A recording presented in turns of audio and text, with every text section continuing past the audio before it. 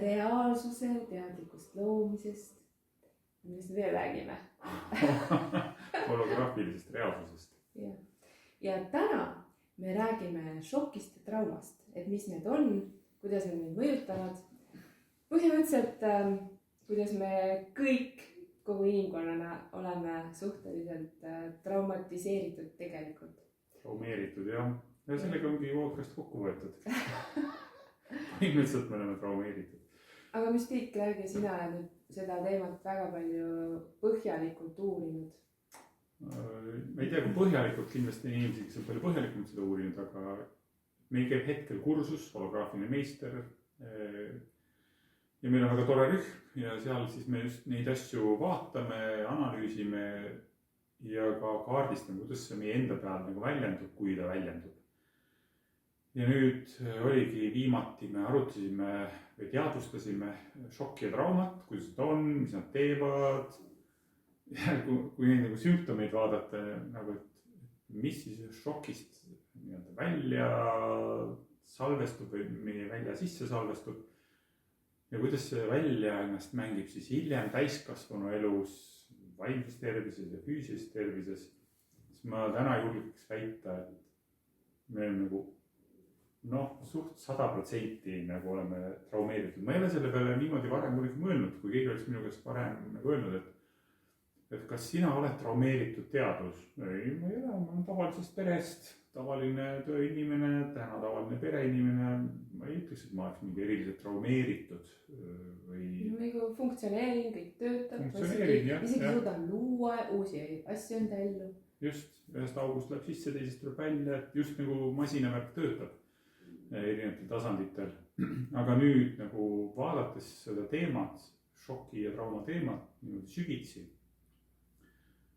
et kuidas see töötab, me räägime, kuidas see töötab ja arutame ja vaadates neid sümptomeid, mis sellest nagu välja siis tulevad või võivad niimoodi krooniliselt tulla, siis ma kuidagi sain aru, et põhimõtteliselt jah, me oleme ühiskonnana traumeeritud ja inimkonnana isegi või võiks öelda. Mis see siis tähendab ikka? Mis need šokk ja trauma siis nagu on? Šokk ja trauma, jaa. Et mis me siis teadame? Šokk on siis selline suur ülekoormus, äkiline ülekoormus, juhtub midagi, mingi õnnetus. See võib olla füüsiline trauma, meditsiinis. Me räägime praegu sellist emotsionaalsest või energeetilisest traumast. Meditsiinis on oma mõiste või omamoodi nähakse šokki, mis puudutab siis verevarustust ja ütleme, on niisugune eluohtlik seisund, kus tuleb kiiresti sekkuda meditsiinist. Me räägime sellist emotsionaalsest šokist.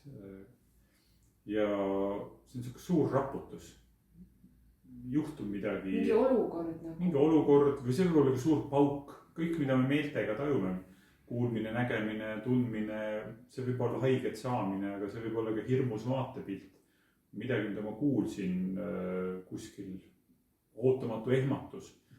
Näed mingit õnnetust pealt. Näed õnnetust pealt või oled ise mingis õnnetuses. Või lähedase ootamatu kaotus. Kõik need võivad tekitada šoki. Ja kõik siuke, süsteem nagu lihtsalt. Tohutu ülekoormus, nagu täielik ülekoormus nii-öelda ja süsteem kas siis läheb sellise võitlemise, põgenemise või tardumise reaktsiooni ja... Me räägime ikkagi praegu siis nagu sellisest väga nagu drastilisest šokist. Jah, need võivad ka leebevad olla, et ema riidleb või koolis keegi kiusab. Keegi karjub su peale. Keegi karjub su peale. Või sa satud ootamatult sellisesse piinlikku olukorda, mis tundub sulle piinlik või sind süüdistatakse milles, karistamised, füüsilised, vaimsed, emotsionaalsed karistamised. Mingis mõttes on kõik sellised mini-šokid olnud süsteemi jaoks. Ja mis see siis trauma on? Trauma on nagu see jälg, mis jääb nagu töötlemata šokist nii-öelda tiksuma meie süsteemi nagu mingis mõttes nagu siuke nagu viitsütikuga pomm või ajas nagu niimoodi omamoodi võimenduv segadus ja mis tekitab siis sellist vaimset segadust ja füüsilise tasandi segadusi ka, mida me ei oska üldse nagu šokiga nagu seostada. Et kuna ta tuleb hiljem, ta võib kohe ka tulla, aga noh, sessioonidesse sageduvad meil täiskasvanud inimesed. Ja see, mis nad kirjeldavad, on see, et noh, ma ei tea, mul siit kuskil see ei tööta või mul on mingi seedeprobleemid või ma ei saa öösel magada. See on vist päris tüüpiline. Või allergilised mingid nähtused. Või mul on ärevus, mul on kuidagi süda puperdab või süda on kuidagi raske või süda valutab isegi niimoodi. Arstid ütlevad, kõik on korras, aga ma ei tunne ennast hästi. Mingi ärevus ja nii edasi. Kas see on siis nagu põhimõtteliselt nagu, et see on jäänud nagu trauma on see, et sul on jäänud ikkagi nagu see šokk töötlemata nagu sellel õigel hetkel? Nojah, on jäänud töötlemata ja siis ta nagu tiksub edasi, jah. Trauma on nagu... Ta ei ole nagu teadvustatud ära lõpetatud nagu see šokk. Et noh, et mul oli šokk, mu süsteemi tuli miski nagu ebameeldiv, mu süsteemi tulnud nagu selle töötlemisega sel hetkel toime. Ja nüüd see hakkab siis nagu mind mõjutama kogu aeg. Nagu kehaliselt. Et meil ei ole nagu tundub, noh nüüd tagantjärgi niimoodi sessioonitarkusena, täna nüüd tagantjärgi tarkusena, et kui see on, kui juhtub midagi siuke šokeerivat, seal peaks hiljem toimuma mingi siuke integreerimine ja mingi mõtestamine, et miks see juhtus, kuidas see juhtus. No, et kui last karistati, et see ei jää kuidagi niimoodi, et noh, lihtsalt jäi nii või noh, oli ära ja noh, lähme eluga edasi, unustame selle või kuidagi. Tundub, et meie keha ei unusta ja närvisüsteemi ei unusta mitte midagi. Ja kui see jääb kuidagi mõtestamata või lahendamata, sellele sündmusele ei teki nagu oma mingit aega ja kohta. No tundub, et ei ole valikut. Ta lööb ennast välja.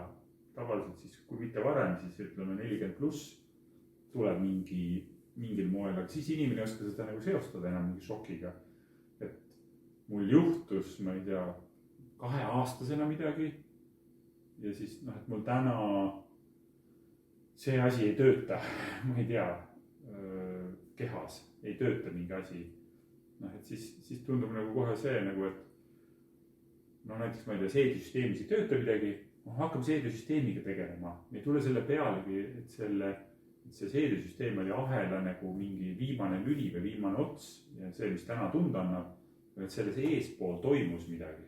Minu meelest on meil huvitav nagu šoki puhul see, et kuna me nagu sel hetkel, me nagu ei ole kohal, eks me nagu just kui läheme korraks nagu oma see, me ei suuda enam analüüsida, see korteksist läheb kõik energia ära ja siis me võtame nagu ikkagi kõikide meeltega vastu seda olukorda, lõhn, maitse, nägemine, kuulmine, nii et teinekord võib nagu sa tunned mingit lõhna ja siis võib aktiveeruda tegelikult see šoki olukord, nii et sa absoluutselt ei tea, et see tuleb kuskilt mälestusest nagu šoki olukorrast ja viib korra süsteemi viib jälle uuesti nagu mingisugusesse sellisesse seisundisse ja tegelikult sa ei saagi aru, mis toimub sinuga, tekib mingisugune ärevus, et see võib vahetevahel olla selliste ärevuste põhjus, et inimene ei saa aru, miks tal on ärevus näiteks. Ma arvan, et see ei ole vahetevahel, ma arvan, et see ongi enamasti.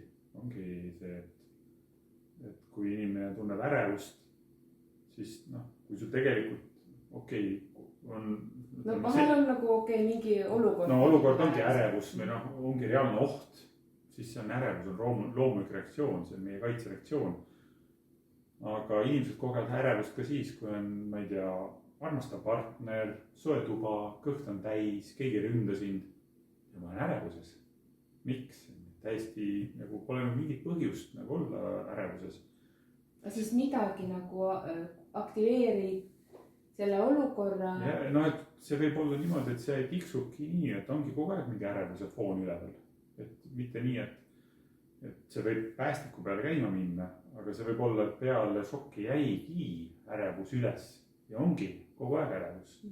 Inimene nagu harjub sellega, tegelikult ei harju, tegelikult see lammutab kogu aeg vaikselt nagu söövitab, muidugi nagu hape või mürk kogu aeg natuke nagu lõhub.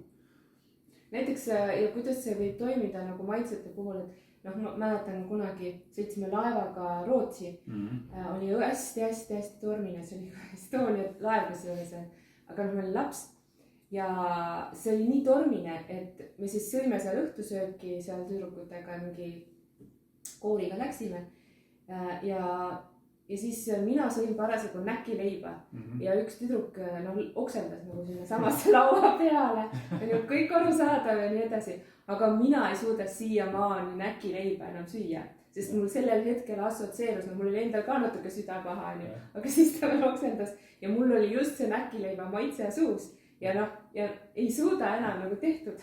Jah, see on väga hea näide, et just, et aga mina nüüd tean, eks ju seda. Mingi link tekib.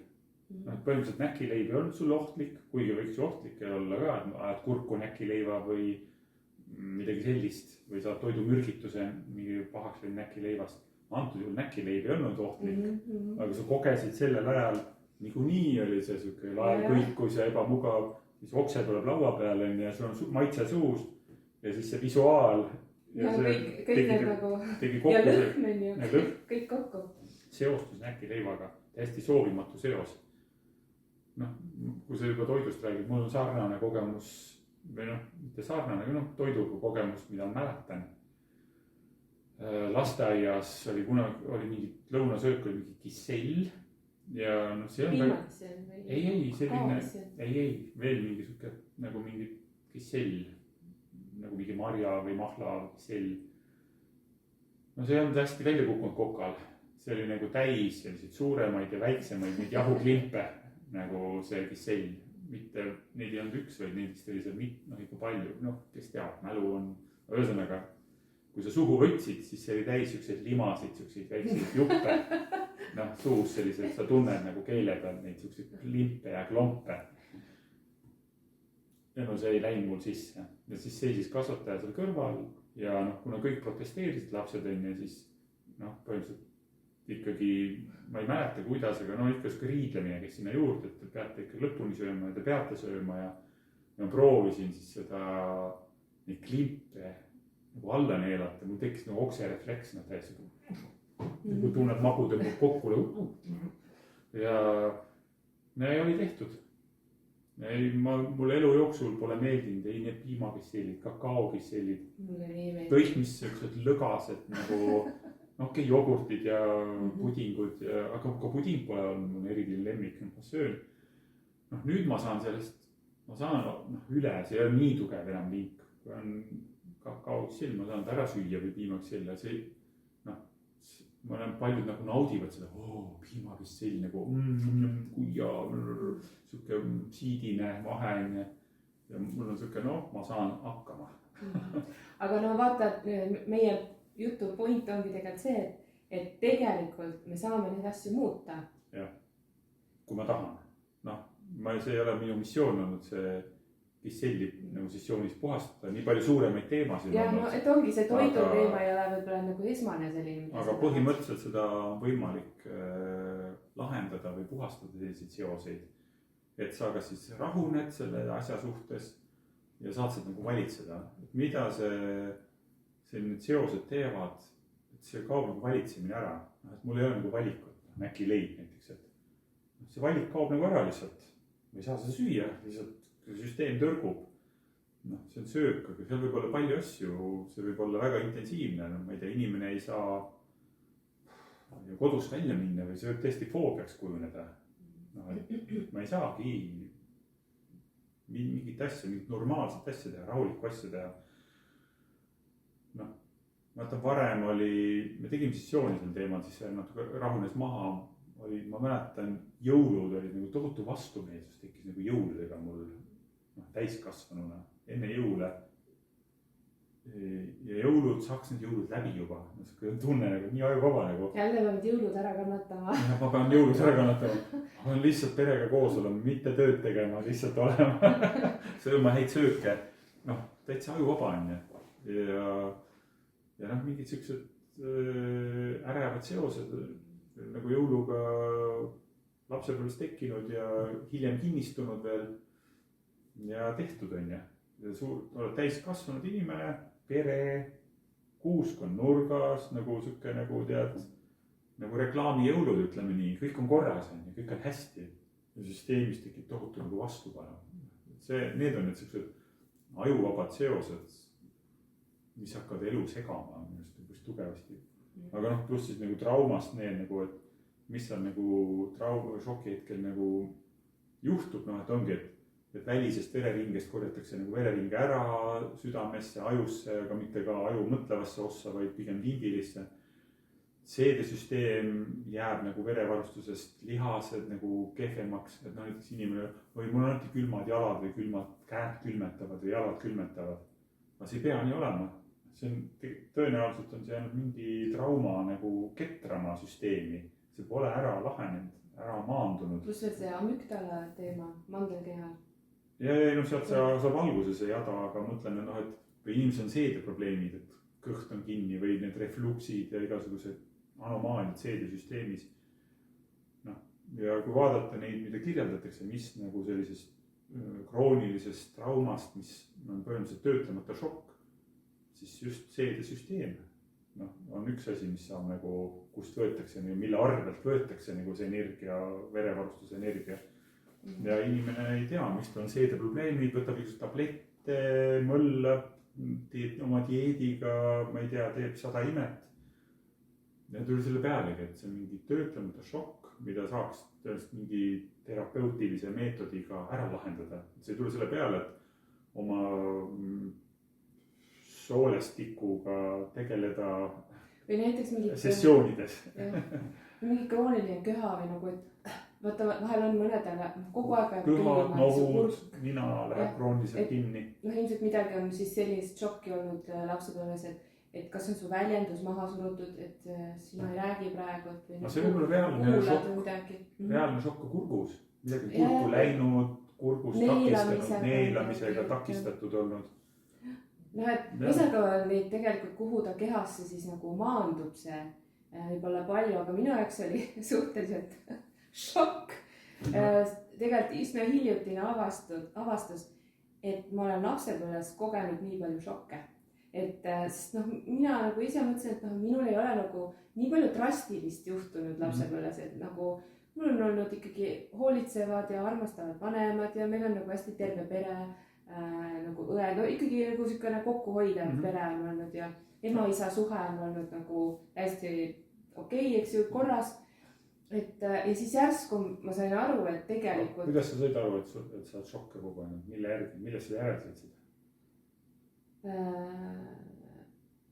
Selle järgi, et kui minu ellu tuli mingi selline olukord nüüd hiljuti, kus mul järsku hakkasid niimoodi käed värisema, et ma sain aru, et mul on, nagu ei ole eriti selliseid olukordi elus üldse olnud, noh, et ma keha väriseb. See on põhimõtteliselt šoki üks reaktsioon või šoki mahalaadimise reaktsioon. Nii, aga see olukord ei olnud mulle eluohtlik. See olukord oli lihtsalt selline, nagu võiks öelda, veidi ärritav, niimoodi.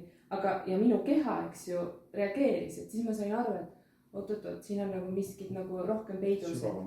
Ja et sa saad aru, et tegelikult mul tuli üles ikkagi mingi šoki olukord lapsepõlvest, et see olukord, mis praegu on, ma saan aru, et see tegelikult ei ole ju selline olukord, see ei ole mingi eluohtlik olukord, see oli lihtsalt... See ei ole šoki olukord. See ei ole tegelikult šoki olukord. Nii, aga see mõjus mu süsteemile sellise... Nagu šokk. Jah, ja ma sain aru, et okei, siin peab olema reaktsioon mingisugusele šokile varasemast ajast.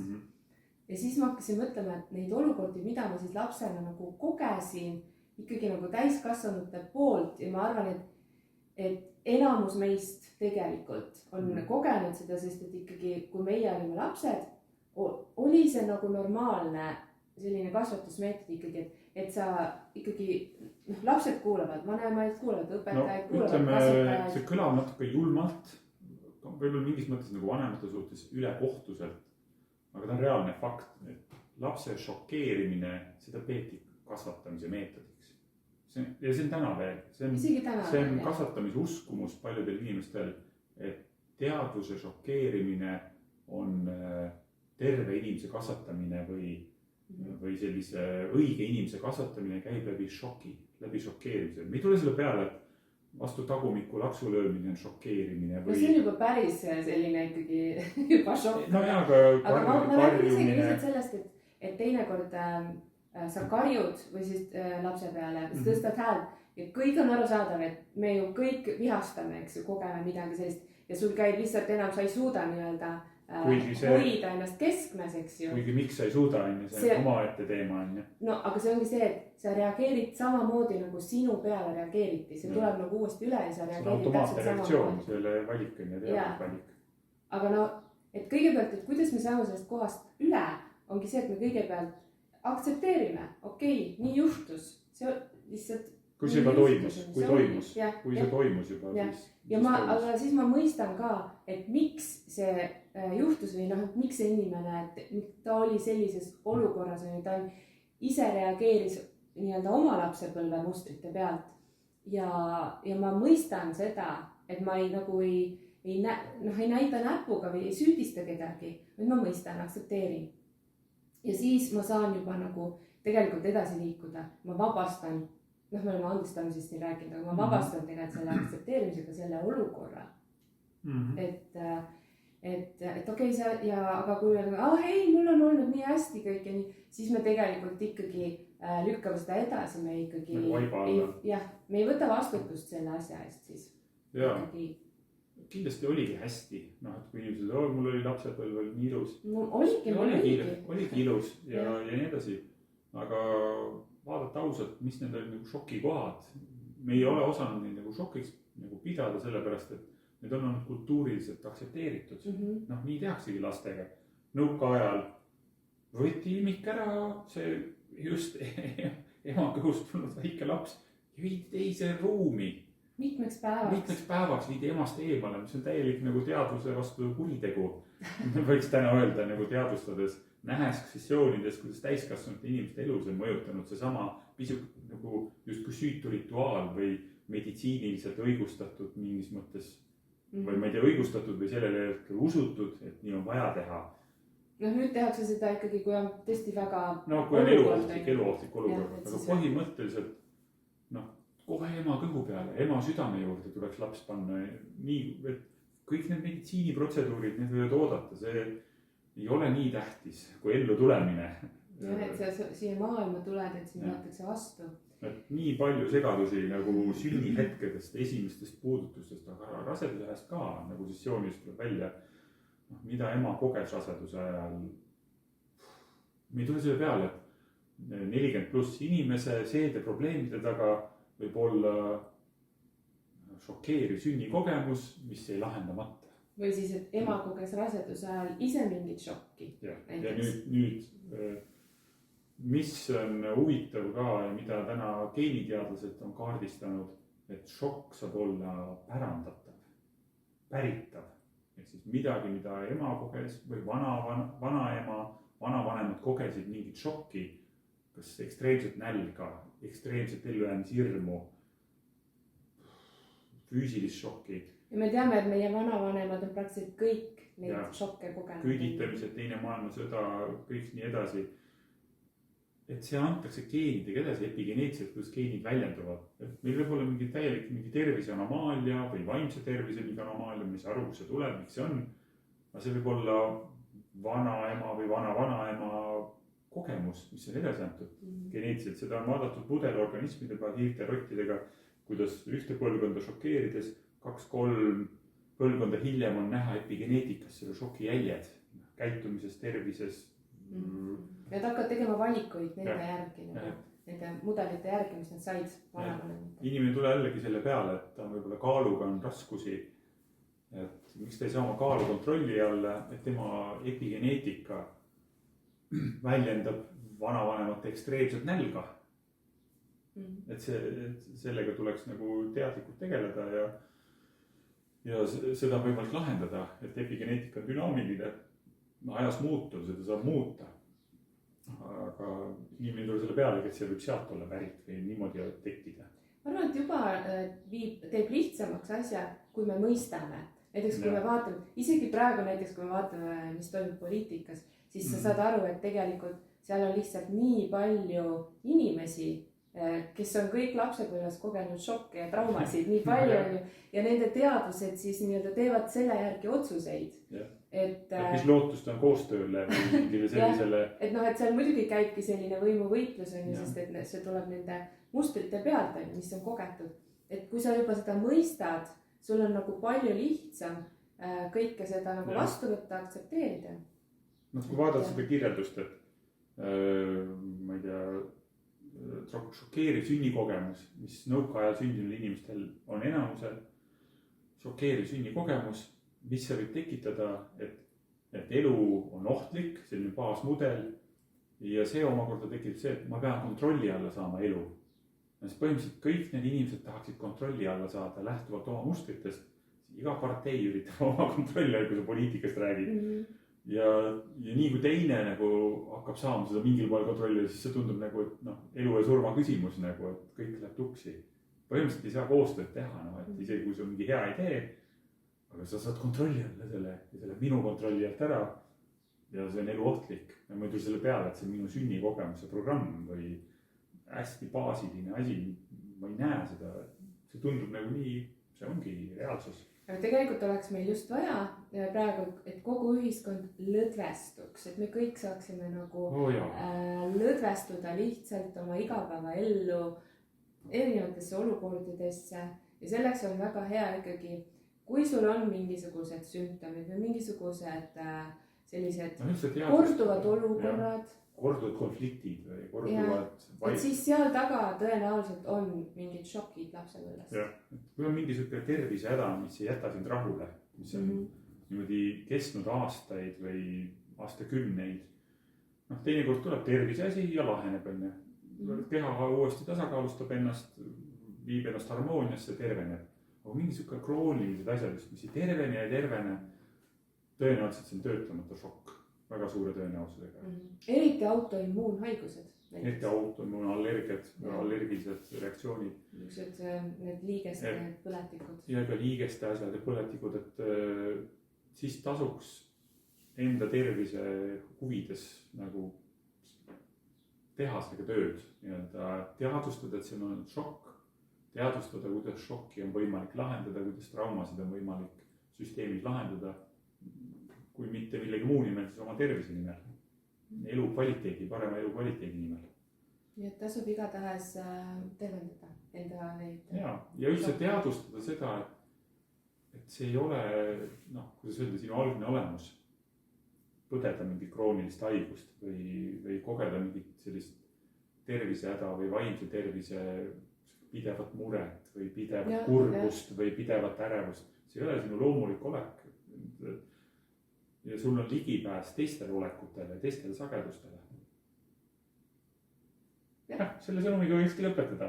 Sul on ligipääs igasugustele sagedustele, holograafilised muudatused on võimalikud, julge teha julgeid taotlusi, selliseid koherentseid taotlusi, armastavaid taotlusi, väärkaid taotlusi. Ja muuta oma elu. Ja muuta oma reaalsust ja muuta oma elu. Aitäh, sa vaatasid meid, Müstik Maria, pane like ja subscribe ka, kui sulle meeldis sagedus või mõtteavaldus ja kommenteeri ka, kuidas sul on olnud, kas sul on mingid toitudega mingid vastumeelsusi tekkinud või oled märganud mingeid selliseid kroonilisi reaktsioone, et kinnita või vaidle vastu. Teadlike koosloomisteni. Teadlike koosloomisteni.